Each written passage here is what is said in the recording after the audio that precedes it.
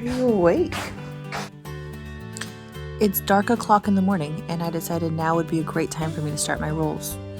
My son decided he wanted to help, so a process that should have taken 5 minutes took actually 15, but it's okay. A moment of praise for Her Majesty, who did not pee all over our floor last night. Here I am trying to pack up books to go to the donation pile, and I accidentally put a library book in there because I'm functioning off of exactly one brain cell. Meanwhile, I'm trying to have a conversation with my son about the appropriateness of cuss words in books because they can write them, but we're not supposed to say them. So how would I feel if I was reading a book to him and there was a cuss word? Slamming the door shut with your knee is the only way to do it. And if you see the mess on top, no, you didn't. Here my son asks me to fix anything and I get to say my favorite phrase of all time. Please just go ask your dad. Yes, let's get a few more things done before Mom's even had her coffee. Time to work on your speech homework. All right. We'll call it good. Nice job, buddy. Proud of you. At this point, I'm pretty sure that I'm just fighting for my life. And it smelled like something was burning in the kitchen, but it was just a pot of water that was boiling. There must be something stuck on the burner, so we'll get to that later. Yes, that is my son climbing furniture, because how else are we going to get to things? We certainly wouldn't want to use a chair or a stool. Obviously, Brendan has to handle the dish chaos in the morning because I obviously cannot. But meanwhile, I am wrangling our 6-year-old into trying to eat breakfast and get dressed so that he can actually head out to a speech appointment. And honestly, to me, that is the more pleasurable task because I hate dishes.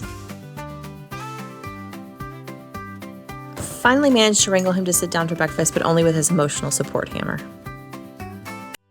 Does anyone else's kid act like they can't walk, talk, or hear your voice the second they realize they need to leave the house? Sir, why is it taking you so long to put your socks and shoes on? You didn't even have to look for them. I gave them to you. Let's get the trash and let's head out the door. But of course we have to stop and read a definition off of the Google. My husband is clearly contemplating the 675 questions he's going to be answering on the way to speech. Have a great time. Finally sitting down, it's about 2 hours later, and I get my first sip of coffee.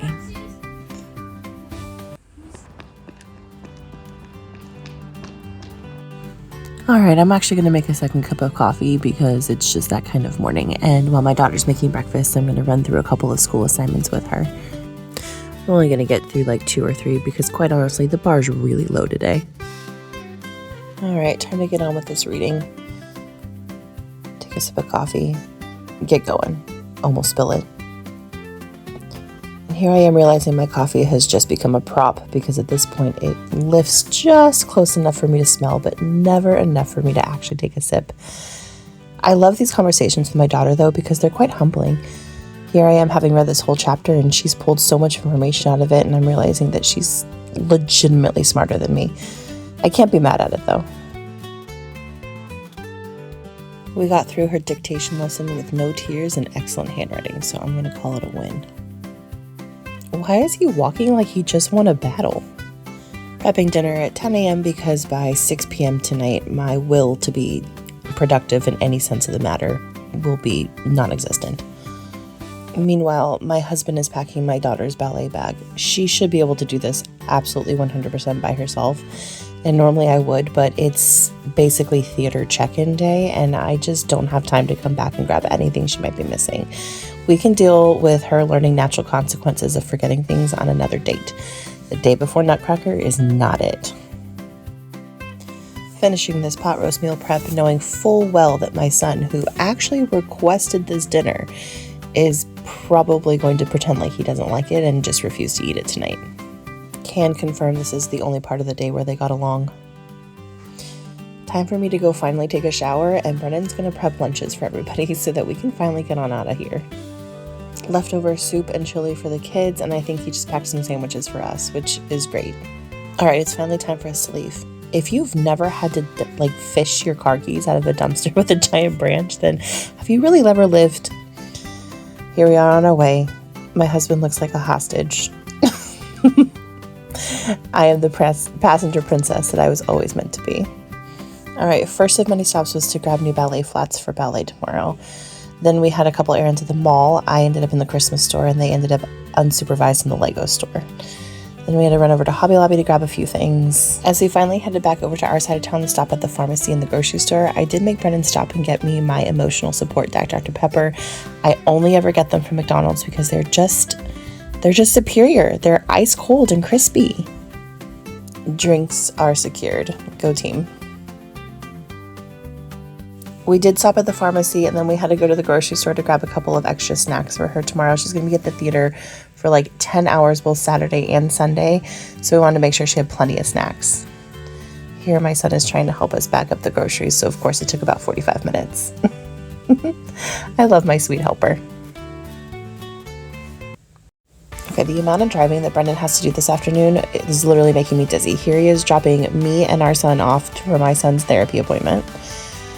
And as we say goodbye, he's going to pull away and go take our daughter to her ballet class, which is on the opposite side of town. It took about 20 minutes for him to get there. My favorite thing about him is that he always finds a really fun way to drop her off at class every day, to the point where you can't see it in this video, but there's always girls gathered at the door, and they always get so excited when it's his day to drop off because he always puts on such a show. I dropped off one time and I opened the door and the girls were all gathered around the door and they saw it was me and they go, "Oh, it's just her mom." Clearly I'm not as fun, but it always just lets her have like a fun moment before she goes into class. All right, back in the car and time to go pick us up from our son's appointment. It's now almost 5 o'clock. And then he's gonna go drop us off at home so I can get the living room cleaned up and dinner finished getting prepped so that we can just have a cozy night at home. It was a crazy day. And during this time, he's actually at the ballet studio wrapping costumes and wrapping bars and rolling up the floor and getting everything ready to be loaded on the truck tomorrow morning because needs to be shipped to, or driven to the theater where they're going to do their winter performance. So he is on dad dance duty right now.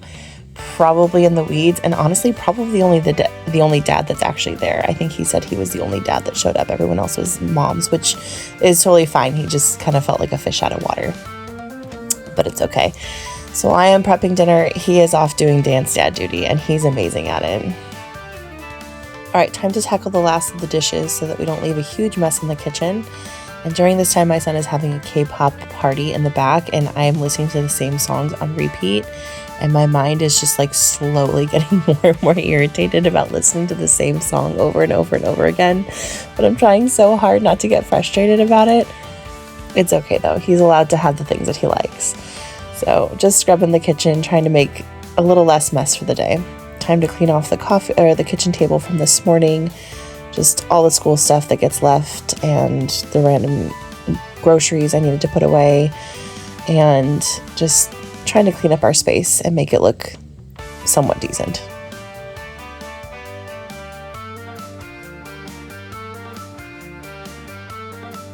I actually had a really smart idea to start getting all of her snacks and food ready for tomorrow. She's going to be at the theater for so long, and there's a break in between rehearsals and performances, but I don't want to take her off site to go out to eat because I don't want to risk being late, and I don't want her eating something that's super heavy and then having her immediately go on stage and feel sick because it's sitting like in her belly. So we tend to pack like sandwiches and lighter snacks like rice cakes and fruits and veggies and things like that will keep her full but not like stuffed. I also packed her makeup bag and recognized that we need to go out tomorrow morning and get her some black eyeliner because she ran out.